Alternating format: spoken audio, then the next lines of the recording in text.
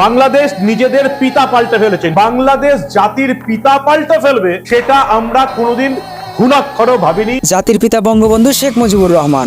বঙ্গবন্ধুকে যারা জাতির পিতা বলে তাদের মাকে কি শেখ মুজিব বিয়ে করছিল? হ্যাঁ, পার্সোনালি আমি বঙ্গবন্ধুকে অনেক শ্রদ্ধা করি, অনেক সম্মান করি এবং তার আদর্শে আমরা বড় হতে চাই। বাট এর মানে এই না যে তাকে জাতির পিতা মানতে হবে। সো ব্রাদার, তোমরা হয়তো ভাবতে পারো যে এখন আমি আবার জাতির পিতাটা পড়লাম কেন? হ্যাঁ, জাতির পিতাকে নিয়ে যেহেতু কথা বলতেছি তার মানে অবশ্যই কোনো না কোনো কারণ আছে। শুনো, মাত্র কয়েকদিন হলো আমরা নতুন করে স্বাধীনতা পাইলাম, কিন্তু রিসেন্টলি দেখলাম হাইওয়ের মধ্যে যেখানে লেখা ছিল জাতির পিতা বঙ্গবন্ধু শেখ মুজিবুর রহমান এক্সপ্রেস, যেটা পাল্টে দিয়ে লেখা হয়েছে জাতির পিতা হযরত ইব্রাহিম আলাইহিসসালাম এক্সপ্রেসওয়ে। তো পার্সোনালি এটা আমার কাছে অনেক ভালোই লাগে। বাট মেবি ভারতের কিছু লেওরাচোদা কন্টেন্ট ক্রিয়েটর এটা নিয়ে কথা বলে, যেখানে স্পষ্টভাবে বলে দিছে আমরা বাংলাদেশিরা নাকি কিছুদিন পর পর আমাদের বাপ পাল্টাই। জাতির পিতা বঙ্গবন্ধু শেখ মুজিবুর রহমান থেকে এখন বাংলাদেশে জাতির পিতা হযরত ইব্রাহিম এক্সপ্রেস। আরে বোকাচোদার বাচ্চারা, মাঝে মাঝে আমার জানতে ইচ্ছে করে বঙ্গবন্ধু জাতির পিতা হইলো কিভাবে। হ্যাঁ, পার্সোনালি বঙ্গবন্ধু অনেক ভালো মানুষ ছিলেন এবং তার আদর্শ নিয়ে আমরা থাকতে চাই আর তাকে মন থেকে ভালোবাসা এবং শ্রদ্ধা জানাই। কিন্তু তার মানে এই না যে তাকে জাতির পিতা মানতে হবে, মানে বাংলাদেশের সব জনগণের বাপ মানতে হবে। আর যারা শেখ মুজিবুর রহমানকে জাতির পিতা মনে করো তাদের জন্য একটা কথা বলি, শেখ মুজিব কি তাদের মাকে বিয়ে করছিল নাকি বিয়ে ছাড়াই বাসর করছিল?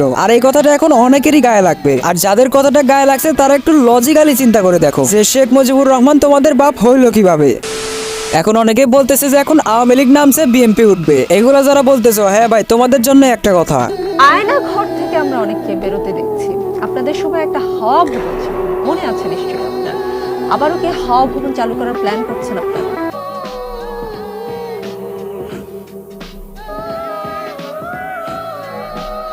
আওয়ামী লীগের যেমন ছিল একটি আয়নাঘর, ঠিক তেমন বিএনপিরও ছিল একটি হাওয়া ভবন। হ্যাঁ, একজনের ছিল আয়নাঘর আর অন্যজনের ছিল হাওয়া ভবন। এখন তোমরা ডিসাইড করো তোমাদের জন্য কোনটা ভালো হবে। যেই সরকার হয় সেই তো অত্যাচার করছে। শেখ হাসিনা অনেক ভালো, তিনি আর যাই করুক দেশের জন্য কাজ করেছে, দেশের উন্নয়ন করেছে। এইসব ভালো পাবলিকদের জন্য একটা তথ্য দেই। বাংলাদেশের বর্তমান ঋণ কত জানেন? এখন বর্তমান ঋণ আছে 99.3 বিলিয়ন ডলার, আর গত বছরে পাচার করেছে 94 বিলিয়ন ডলার। সেটা বাংলাদেশি টাকা হিসাব করলে আসে এইটা। আর কিছুদিন আগে শেখ হাসিনা যে মেট্রো রেলের জন্য কান্না করলো, হ্যাঁ ওইরকম মেট্রো রেল যে টাকা পাচার করেছে ওই টাকা দিয়ে মাত্র 697টা তৈরি করা যাবে এবং 397টা স্যাটেলাইট আর 36টা পদ্মা সেতু বানানো যাবে। খুব কমই মনে হইতেছে, তাই না? যাই হোক ভাই, এখন এটা বাদ দেয়, যা গেছে তা গেছে। এখন তো আর হাজার চাইলেও এটা ফিরে আসবো না।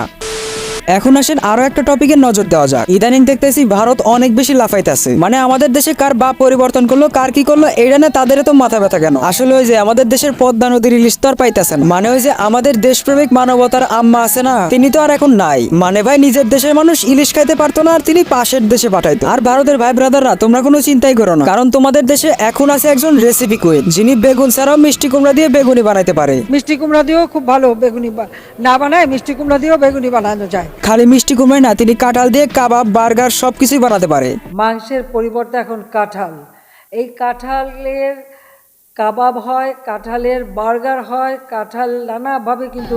মানে ভাই, তোমাদের কোনো চিন্তাই নাই, হয়তো কিছুদিন পর তোমরাও শিখে যাবে যে ইলিশ ছাড়াই কিভাবে ইলিশ রান্না করতে হয়। তো তোমরা এখন ইলিশ খাইতে থাকো, আমি আর কিছু বাড়তি কথা বলতে চাই না। আর ভিডিওটা ভালো লাগলে লাইক করে দিন, চ্যানেলে নতুন হয়ে থাকলে সাবস্ক্রাইব করে দিন। আর নেক্সট কাকে নিয়ে খেলা হবে এটা একটু কমেন্টে লেখা যায়। তো আজকের মতো বিদায় নিচ্ছি, দেখা হবে নেক্সট কোনো ভিডিওতে। তো সবাই সেই পর্যন্ত ভালো থাকবেন, সুস্থ থাকবেন, আল্লাহ হাফেজ।